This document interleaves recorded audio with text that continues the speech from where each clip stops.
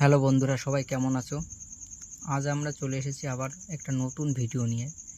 আজকে আমরা শিখব সহজে ভাগ করার নিয়ম।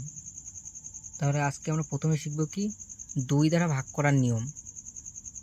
অনেক বড় একটা সংখ্যা দেওয়া থাকলে সেটা কী করতে হয়, 2 দিয়ে ভাগ করে দেখতে হয়, কিন্তু সেটা অনেক সময়ের সাপেক্ষ। কিন্তু আমাদের এক্সামে তো খুব দ্রুত করতে হবে, সেই জন্য আমাদের কী করতে হবে, ট্রিক খাটাতে হবে। সেই ট্রিকটা কি, তো 2 দিয়ে ভাগ করার জন্য সবার প্রথম দেখতে হবে শেষের সংখ্যা। এখানে আমার কিছু সংখ্যা দেওয়া আছে, তাহলে শেষের সংখ্যাগুলো কি দেখতে হবে, জোড় সংখ্যা আছে কিনা। এখানে লিখে দিয়েছি যে শেষের সংখ্যা অবশ্যই জোড় হতে হবে। যেমন জোড় সংখ্যা কী হয়, 2, 4, 6, 8, এগুলোই তো জোড় সংখ্যা। তাহলে শেষের সংখ্যা কী হতে, জোড় হতে হবে। যেমন এই একটা সংখ্যা দেওয়া আছে 5234, তাহলে এর শেষে কী আছে, 4 আছে। আর এটার শেষে কি আছে, 8 আছে। এটার শেষে কি আছে, 0 আছে। মানে কি সবকটার শেষে কি আছে, জোড় সংখ্যা আছে একটা। তাহলে আমরা এটা সহজেই বুঝতে পারবো কি এটা 2 দিয়ে ভাগ যাবে। তাহলে আমাদের কি পরীক্ষায় যখন অপশান থাকবে সেটা আমাদের কী করতে হবে, 2 নম্বর যেটাই 2 দেওয়া থাকবে সেটা টিক মারলে আমাদের অপশানটা ঠিক হয়ে যাবে। তাহলে বুঝতে পারলে 2 দিয়ে ভাগ করার সহজ নিয়ম কি, শেষের সংখ্যা অবশ্যই জোড় থাকতে হবে।